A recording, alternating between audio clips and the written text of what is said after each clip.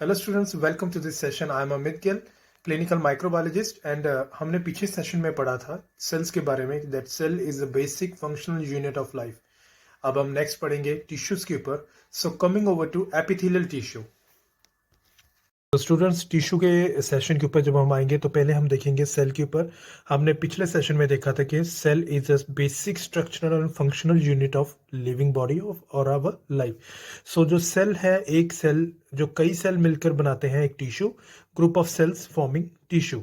अब आगे organ system, organ है जो group of tissues formed by two or more primary types of tissue, that is organ. जैसे हमारा किडनी हो गया, हमारा स्टमक हो गया, हमारा हार्ट हो गया, वो कई तरह के टिश्यूज के द्वारा एक ऑर्गन बनता है। And what is organ system? Group of organs that work together and carry out specific functions in the body. अब अलग अलग तरह के बॉडी के जो ऑर्गन्स एक साथ मिलके एक फंक्शन बनाते हैं, एक ऑर्गन सिस्टम बनाते हैं। अब हम टिश्यू पे आते हैं। Tissue is defined as a group of similar cells from the same origin that carry out a specific function and are classified according to the size, shape, and function of the constituent cells. Animal tissue is divided into four major types called primary tissue. अब animal tissue या human tissue one on the same thing. अब आगे हम tissue के सब types देखेंगे, उसके different types देखेंगे टिश्यूज के। First is epithelial tissue, connective tissue, muscle tissue and nervous tissue. So epithelial tissue में आते हैं स्क्वेमस, कोबॉइडल एंड कोलुमनर एपिथेलियम। अब इनके फंक्शंस है, ये टिश्यू जो होते हैं, एपिथेलियम टिश्यू होता है, ये प्रोटेक्टिव होता है। ये हमारी बॉडी की और इनर बॉडी की कवरिंग को कवर करता है। आउटर कवरिंग इज स्किन, और इनर लाइनिंग होती है, जैसे हमारे स्टमक की इनर लाइनिंग होगी तो उसकी कवरिंग करता है, प्रोटेक्ट करता है। सेक्रीशन एंड एब्जॉर्प्शन में, जैसे इसी स्किन से आउटर कवरिंग से पसीना आता है, स्वेट होता है। एंड एब्जॉर्प्शन होता है हमारे इनर लाइनिंग जो स्टमक की और डाइजेस्टिव ट्रैक्ट की होती है, इनर लाइनिंग से भी एपिथेलियम टिश्यू से कवरिंग होती है, तो वहाँ फूड एब्जॉर्प्शन में हेल्प करता है। Next is connective tissue which is cartilage bone and blood. अब cartilage bone work as a binding and structural support, वो एक बाइंड करता है, जो कनेक्टिव टिश्यू है हमारे मसल्स को बोन्स के साथ कनेक्ट करता है और प्रोटेक्टिव होता है। और फूड को, जैसे हमारे कनेक्टिव टिश्यू में ब्लड भी आता है, ये खाने को या न्यूट्रिशन को ट्रांसपोर्ट करता है हमारे ब्लड से हमारे टिश्यूज या मसल्स के बीच में। आगे इंसुलेशन, ये बॉडी का टेम्परेचर भी कंट्रोल करता है। Next is muscle tissue. अब स्केलेटन स्मूथ, अब डिफरेंट टाइप्स के होते हैं। स्केलेटल स्मूथ कार्डियक मसल्स, ये हेल्प करते हैं, हमारे मसल्स हेल्प करते हैं मूवमेंट में और मसल्स के कॉन्ट्रैक्शन में, रिलैक्सेशन में, पोस्चर में, हमारी बॉडी के पोस्चर बनाने में। कॉन्ट्रैक्शन एंड रिलैक्सेशन में, जैसे कोई बॉडी बिल्डर अगर हो तो वो मसल्स को स्क्वीज करता है या रिलैक्स करता है, तो वो मसल टिश्यू की हेल्प से होता है। आगे है nervous tissue, neurons and supporting cells. अब ये है कंट्रोल, कोऑर्डिनेशन एंड इंटेलेक्चुअल, हमारी बॉडी की, हमारे इंटेलिजेंसी को, हमारे इमोशंस को भी nervous cells, nervous tissues control करते हैं। अब हम नेक्स्ट आएंगे एपिथेलियल टिश्यू में। It gives outer protective covering, जिसको हम एपिडर्मिस भी बोलते हैं। It gives outer covering, outer protective covering to our body, for example skin, and lines the cavities, hollow organs and tubes. It is also found in glands known as glandular tissue. अब outer covering होगी हमारी skin, और हमारी skin हमारी body के नीचे वाले हिस्सों को कवर करता है, प्रोटेक्ट करता है। हमारे बॉडी के कैविटीज हो गए, जैसे हमारे ये इंटेस्टाइन है, इंटेस्टाइन या स्टमक की अंदर वाली जो लेयर होती है, जिसको हम ल्यूमन भी बोलते हैं, अंदर वाली लेयर को हम बोलते हैं एपिथेलियम टिश्यू और एपिडर्मिस। अब हॉलो, जैसे स्टमक हो गया, इंटेस्टाइन हो गया, यूरिनरी ब्लैडर हो गया, ये इनर लेयर जो इन ऑर्गन्स की जो होती है वो भी एपिथेलियल टिश्यू की होती है। अब ट्यूब्स, हमारी बॉडी के ट्यूब्स, जैसे वेन्स होगी, ब्लड वेसल्स हो गए, एंड जो उनकी अंदर वाली लेयर होती है वो होती है एपिथेलियल टिश्यू की। So epithelial tissue is covering us in two ways. Outer line को भी कवर कर रहा है जो हमारी स्किन है, और इनर ऑर्गन्स की भी जो इनर कवरिंग होती है इन ऑर्गन्स के, जो मैंने आपको बताया, उसको कवर करता है। आगे आते हैं ग्लैंड्स। अब it makes tissues also known as जो टिश्यूज हमारे ग्लैंड्स को बिल्ड करते हैं या कवर करते हैं वो है ग्लैंडुलर टिश्यू। अब आगे है the cells are very closely packed. अब इसकी स्ट्रक्चर हम देखेंगे एपिथेलियल टिश्यू का। The cells are very closely packed. अब सेल्स एक दूसरे के साथ बहुत क्लोजली पैक्ड होते हैं in a form of continuous sheet. एक कंटिन्यूस शीट होती है इनके ऊपर के ऊपर एक लेयर होती है, एक ही शीट होती है। The intercellular substance the matrix is minimum. इनके बीच में जो मैट्रिक्स सब्सटेंस होता है वो बहुत मिनिमम कम होता है। The cells lie on a basement membrane. ये इसकी बेसमेंट मेम्ब्रेन है जिसके ऊपर ये सेल लाई करते हैं, ठीक है। For example the basement membrane separates epithelial tissue from connective tissue. अब ये एपिथेलियल टिश्यू डिफरेंट डिफरेंट तरह के टिश्यूज हमने देखे थे पहले। कनेक्टिव टिश्यू होते हैं, मसल टिश्यू होते हैं। तो एपिथेलियल टिश्यू को कौन सा मेम्ब्रेन, ये बेसमेंट मेम्ब्रेन होती है जो एक सेपरेट करती है कनेक्टिव टिश्यू से। आगे है, so basement membrane decides which substance will go to epithelial tissue and which substance will not pass. अब बेसमेंट मेम्ब्रेन का एक और काम होता है कि बेसमेंट मेम्ब्रेन से सारे न्यूट्रिशन और सब्सटेंसेस एपिथेलियल टिश्यू में पास होते हैं, और जो बेसमेंट मेम्ब्रेन डिसाइड करता है कि उसमें कौन सा सब्सटेंस आगे पास ऑन होना चाहिए बेसमेंट के थ्रू एपिथेलियल टिश्यू में कनेक्टिव टिश्यू के थ्रू, या कौन सा नहीं पास ऑन होना चाहिए। अब नेक्स्ट है, epithelial tissue have nerve supply, that means it has sensation but no blood supply, receives nutrition from underlying tissue blood vessels। अब एपिथेलियल टिश्यू के जैसे हमारी एपिथेलियल टिश्यू आउटर लेयर है, ये एपिथेलियल टिश्यू में नर्व्स सप्लाई होती है जहां से सेंसेशन होती है हीट की, कोल्ड की या पेन की, ठीक है। और इसमें सारी न्यूट्रिशन अंडरलाइंग टिश्यूज होते हैं वहां से इसमें न्यूट्रिशन सप्लाई होती है। Specialised junctions are present. Junctions means that they link two things. अब फंक्शंस ऑफ एपिथेलियल टिश्यू, अब इसके हम फंक्शंस को देखेंगे। It is protective, it covers the entire body surface, act as first line of defence. हमारी body की जो skin है, हमारी एंटायर बॉडी को ये एपिथेलियल टिश्यू कवर करता है, जिसको हम एपिडर्मिस भी बोलते हैं, which is known as also epidermis. अब नेक्स्ट है एब्जॉर्प्शन। ये हमारे एब्जॉर्प्शन में हेल्प करता है।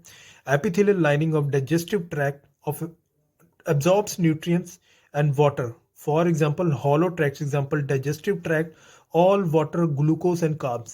अब हमारे जो स्टमक में हमारे अंदर के जो ऑर्गन्स होते हैं, हमारे स्टमक हो गया, हमारे स्मॉल इंटेस्टाइन हो गया, उनकी जो इनर वाली लाइनिंग होती है वहां पे फूड की न्यूट्रिएंट्स की एब्जॉर्प्शन भी यही एपिथेलियल की लेयर होती है, वहां से खाने की प्रोटीन्स की, वाटर की, ग्लूकोज की एब्जॉर्प्शन होती है। आगे आता है secretion. It secretes enzymes, saliva, hormones, sweat etcetera. अब यहाँ से स्वेट, पसीना भी आता है एपिथेलियल टिश्यू से, और ये हार्मोन्स को भी सक्रीट करते हैं। सलाइवा भी हमारे बक्कल कैविटी में होता है, उसको सक्रीट करने में हेल्प करते हैं। जिस लेयर से सक्रीट होता है उस लेयर को एपिथेलियल टिश्यू बोलते हैं। आगे सेंसेशन में ये हेल्प करता है। Epithelial tissue of nose, eyes, years, tongue, they all have sensory receptors which sense the signals and send those signals to brain। अब एपिथेलियल टिश्यू में सेंसरी रिसेप्टर्स होते हैं, जो नर्व एंडिंग्स होती है इसमें कनेक्टेड होती हैं, जहां से हमें हीट का, कोल्ड का और पेन का सेंसेस आते हैं, और ये सेंसरी रिसेप्टर्स सिग्नल्स भेजते हैं ब्रेन को, जिससे हमारी स्किन को मालूम होता है कि ये ठंडा या गर्म है। अब नेक्स्ट है exchange of substances. They are the underlying tissues and body cavities. For example, digestive tract, all nutrition absorbs from epithelial tissue, then it absorbs to the blood vessels। अब एक्सचेंज ऑफ सब्सटेंसेस होते हैं यहाँ से सारे, जो मैंने आपको पीछे बताया था कि बेसमेंट मेम्ब्रेन से कनेक्टिव टिश्यू के थ्रू बेसमेंट मेम्ब्रेन में से होके एपिथेलियल टिश्यू में कुछ भी न्यूट्रिशन जानी है वो बेसमेंट मेम्ब्रेन पे डिपेंड करता है और वहां से एब्जॉर्प्शन होती है। सो अब हम आगे आएंगे classification of epithelial tissue. Epithelial tissue की हम क्लासिफिकेशन देखेंगे। It is very easy, so ध्यान से आप देखना। पहले हम आएंगे सिंपल या सिंगुलर लेयर। अब एपिथेलियल टिश्यू दो तरह में divided, it is divided in simple, that is simple क्यों बोलते हैं, because it is single layer of cells, and another is stratified, that is multiple layer, जिसका मीनिंग होता है strata. Stratified means strata, strata means multiple layer. So इसीलिए ये multiple several layers of cells होते हैं इसके। सबसे पहले हम सिंपल एपिथेलियल टिश्यूज के कैरेक्टर्स के ऊपर जाएंगे। So which is single layer, it has single layer of identical cells. अब इसका डायग्राम देखेंगे फिगर 1.1 में, एक फ्लैट सेल्स होते हैं और इनकी एक सिंगल लेयर होती है। आगे, it is usually found on absorptive and secretary surface. Because it is single layer, that's why absorption and secretion is easy। अब ये जैसे कि इसकी एक सिंगल ही लेयर होती है इसमें, सिंगल लेयर होने के करके ये एब्जॉर्प्शन में हेल्प करता है, जो हमारे डाइजेस्टिव ट्रैक्ट के बीच में इसकी लेयर होती है वहां से खाने को एब्जॉर्ब करता है, या बाहर की लेयर जो होती है स्किन के ऊपर होती है वहां से ये सक्रीशन में, पसीने में, हमारे बक्कल कैविटी में सलाइवा को सक्रीट करता है। Its types are named according to the shape of cells which differ according to the functions। अब इसके डिफरेंट तरह के टाइप्स होते हैं और शेप्स होती हैं और फंक्शंस इसके डिफरेंट होते हैं। More active the tissue the taller the cell. अब आगे हम आएंगे stratified, that means strata multiple, जिसकी सेवरल लेयर्स होती हैं, several layers of cell. They have multiple layer of cells and of various shape, they different तरह की इनकी शेप होती है, प्लस इनकी फ्लैट सेल, इनकी एक ही लेयर नहीं होती, इनकी सेवरल लेयर्स होती है, 1 2 3 4 डिफरेंट लेयर्स इनकी होती है। आगे continual cell division in the lower basal layer pushes cells above to the surface where they are shed. अब इसको मैं आपको बाद में एक्सप्लेन करूंगा, अभी आगे जाके एक्सप्लेन करता हूं डायग्राम के थ्रू। आगे है it protects underlying structure from wear and टेयर। अब ये जो एपिथेलियल टिश्यू होता है, चाहे हमारी आउटर कवरिंग हो या हमारे डाइजेस्टिव सिस्टम की इनर ऑर्गन्स की इनर लेयर जो होती है, उनके नीचे वाले लेयर्स को और या नीचे वाले ऑर्गन्स को प्रोटेक्ट करता है फ्रॉम वेयर एंड टेयर या रफ एंड टफ एनवायरमेंट से। अब आगे इसके सब टाइप्स देखेंगे।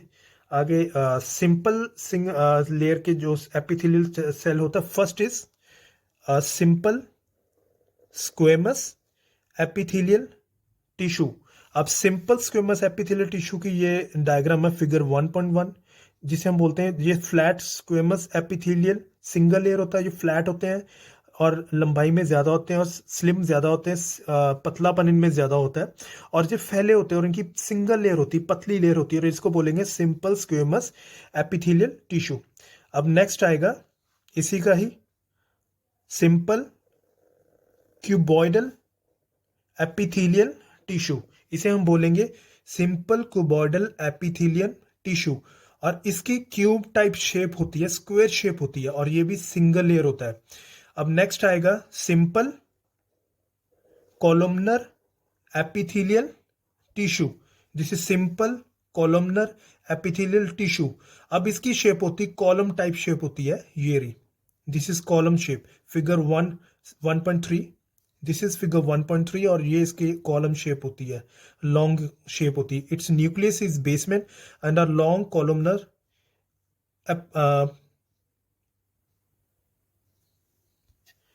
एपिथेलियम। सो ये लॉन्ग कॉलमनर एपिथेलियम टिश्यूज होते हैं। अब नेक्स्ट आएंगे हम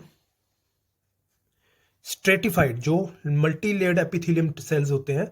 सो दिस फर्स्ट इसकी कैटेगरी है स्ट्रेटिफाइड स्क्वेमस एपिथेलियम टिश्यू, और इसका डायग्राम है, क्योंकि मल्टी लेयर्ड होता है इसलिए ये स्क्वेमस, ये दिस इज फिगर 2.1, इसके नीचे लेयर या तो इसकी क्यूबॉइडल लेयर होगी या कॉलमनर, वो कोई भी शेप हो सकती है, लेकिन जो अपर होगी वो क्यूबॉइडल, वो इसकी स्क्वेमस फ्लैट सेल्स होते हैं इसके, ठीक है।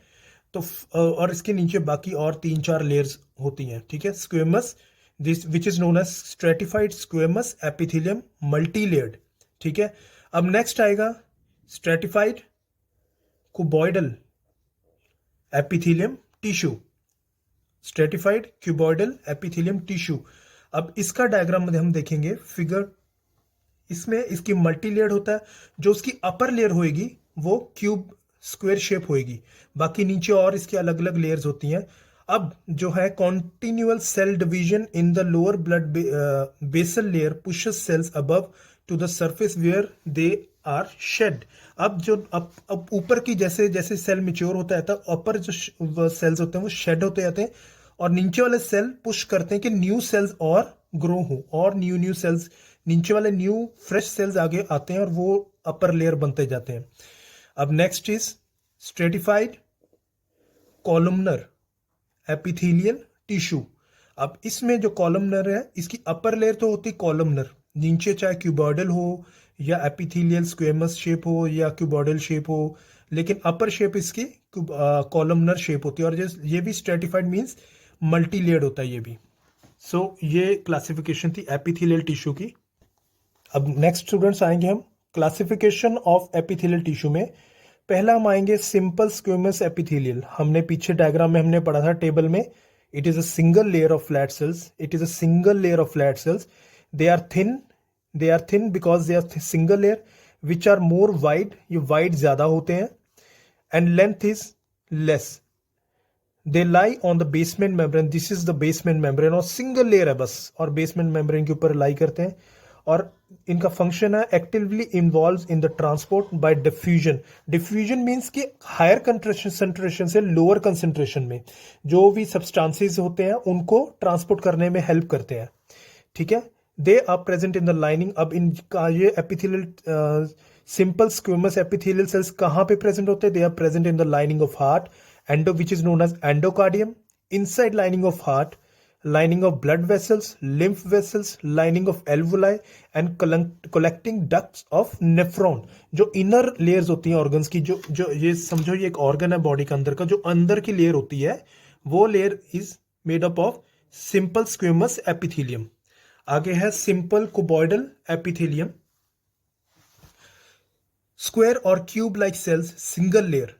अब इसकी क्यूब लाइक शेप होती है, स्क्वायर शेप होती है या तो, और ये सेक्रीशन में और ऑब्जॉर्प्शन में हेल्प करता है। दिस इज सिंगल लेयर, ये भी सिंगल लेयर होता है of cube like cells and found in kidney tubules and in some glands like thyroid glands. अब थर्ड है simple columnar epithelium. It is single layer, ये भी सिंगल लेयर होता है और रेक्टेंगुलर इन शेप होता है, कॉलम शेप होता है। It lives it lies in digestive tract, bronchi, uterine tubes and uterus. अब जो डाइजेस्टिव ट्रैक्ट की इनर, जैसे डाइजेस्टिव ट्रैक्ट है उसकी अंदर की जो लेयर है, ठीक है, उसके ब्रोंकाइज, जो हमारे ब्रोंकाइज होते हैं उसके अंदर की जो लेयर होती है, अपर लेयर होती है यूट्रिन की, हमारे यूरिनरी ट्रैक्ट की जो इनर लेयर होती है, और यूटेरस की, वो लेयर किसकी बनी होती है? इस सिंपल कॉलमनर एपिथेलियम में। अब इसके ऊपर जो ये माइक्रोविलाई मौजूद है, जो आप ये माइक्रोविलाई देख रहे हैं, ये माइक्रोविलाई अगर ये हमारे स्टमक के बीच में होता है, जैसे ये हमारा स्टमक है, this is the shape of our stomach. अब ये विलाइज, माइक्रोविलाइज, जो फूड अंदर जाता है तो उस फूड के एब्जॉर्प्शन में हेल्प करते हैं। और अगर ये इसमें माइक्रोविलाई होते हैं या सीलिया लाइक सीलिया मीन्स जो हेयर टाइप स्ट्रक्चर होते हैं, बालों के टाइप, तो ये हमारे नोज में होते हैं, हमारे लंग्स में होते हैं। ये जो भी अनवांटेड पार्टिकल्स होते हैं उनको आगे मूव करते हैं, उनको एक्सट्रीट करते हैं, मूव करते हैं। अब नेक्स्ट हम आएंगे स्ट्रेटिफाइड एपिथेलियम में। Stratified squamous epithelium, it is composed of several layers of cells. In the deepest, it has mainly columnar cells, and as they grow towards the surface, they become flattened and they shed. अब जो नीचे की layer होती है, जो ऊपर की layer होती है, जैसे जैसे मेच्योर होता है कि ऊपर की लेयर शेड होती जाएगी और नीचे से न्यू लेयर ग्रो होती जाएगी। अब है then further stratified squamous epithelium is divided in two types. अब फर्दर स्ट्रेटिफाइड एपिथेलियम दो तरह में डिवाइडेड होते हैं, that is keratinized stratified epithelium and non keratinized stratified epithelium. अब पहले हम आएंगे स्ट्रेटिफाइड कैरेटिनाइज्ड स्ट्रेटिफाइड एपिथेलियम में। They are found on dry surfaces subjected to wear and tear, that is skin, hair and nails. अब जो keratinised stratified epithelium tissues है, ये कहाँ पे मौजूद होते हैं? जहाँ पे रफ एंड टफ एनवायरनमेंट होता है, जहाँ पे वेयर एंड टेयर ज्यादा होती है, जैसे हमारे नेल्स हो गए, हमारा स्किन हो गया, हमारे बाल हो गए, हमारे हेयर्स हो गए। और its surface layer has no nuclei and nucleus is lost and contain protein keratin, waterproof। क्योंकि ये प्रोटीन कैराटिन होता है और हमारी अपर लेयर पे होता है तो ये वाटरप्रूफ भी होता है।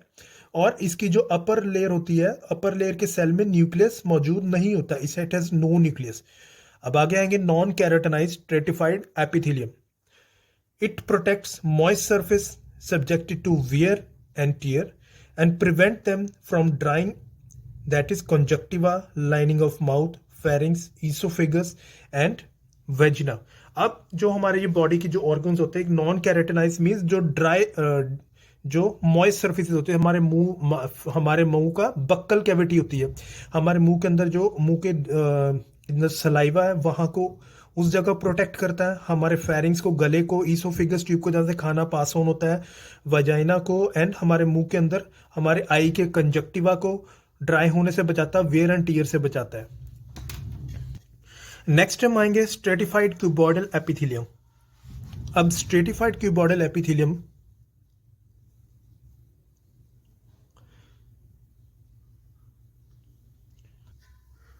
स्ट्रेटिफाइड क्यूबॉइडल एपिथेलियम में इट इज मल्टी लेयर्ड, और जो इसकी टॉप लेयर होती है वो क्यूबॉइडल ही, क्यूब शेप या स्क्वेयर शेप ही होगी। And they are present in the mammary glands और सलाइवरी ग्लैंड्स, हमारे सलाइवरी ग्लैंड्स में, और mammary glands that is breast में होते हैं। And it protects ducts of various glands, हमारे ग्लैंड्स के डिफरेंट टाइप्स ऑफ डक्ट्स होते हैं जिनको वो प्रोटेक्ट करता है। आगे है स्ट्रेटिफाइड कॉलमनर एपिथेलियम। अब इसकी टॉप लेयर जो होती है कॉलमनर होगी, दैट इज रेक्टेंगुलर होगी स्ट्रेटिफाइड, और ये मल्टी लेयर्ड होगी, और इसकी बेसमेंट मेम्ब्रेन पे ये खड़ा होता है। And it is present in male urethra and lobar ducts of salivary glands. Male urethra के जो लाइनिंग होती है उसको कवर करता है लोबार डक्ट्स, जो कि जिसे हम कहते हैं सलाइवरी ग्लैंड्स, और ये प्रोटेक्शन एंड सक्रीशन में हेल्प करता है। अब लास्ट हम आएंगे, another stratified epithelium is transitional epithelium. It is composed of several layers of peer shape cells. अब इसके जो लेयर्स होती हैं, डिफरेंट लेयर्स होती हैं, वो पियर शेप की होती हैं। जैसे एक पियर जो फ्रूट होता है उसकी शेप ऐसे राउंडेड होती है, तो पियर शेप होता है, इसके न्यूक्लियस होते हैं। जब ये रिलैक्स्ड फॉर्म में होता है तो इसकी ये एक इकट्ठा होने के करके इसमें थिकनेस बढ़ जाती है, बट ये मोस्टली यूरिनरी ब्लैडर में होता है। पर जब यूरिन भर जाता है यूरिनरी ब्लैडर में तो वो स्ट्रेच होने के करके उसकी लेयर लेयर पतली होती है, और ये सेल सभी इवन दिखना शुरू हो जाते हैं और इनकी लेयर पतली होती है। सेम लाइक बैलून, जब बैलून फूलता तो उसकी लेयर बैलून की रबड़ की थिन हो जाती है। So it lines several part of urinary tract including bladder and allow of stretching as the bladder fills. Students, I hope ये कंसेप्ट आपके साथ एपिथेलियम टिश्यू का क्लियर हो चुका है। अब जो नेक्स्ट हम आएंगे, हम कंसेप्ट क्लियर करेंगे कनेक्टिव टिश्यू के ऊपर। सो आई होप आपको ये कंसेप्ट क्लियर हो चुका है। Thank you so much and God bless you.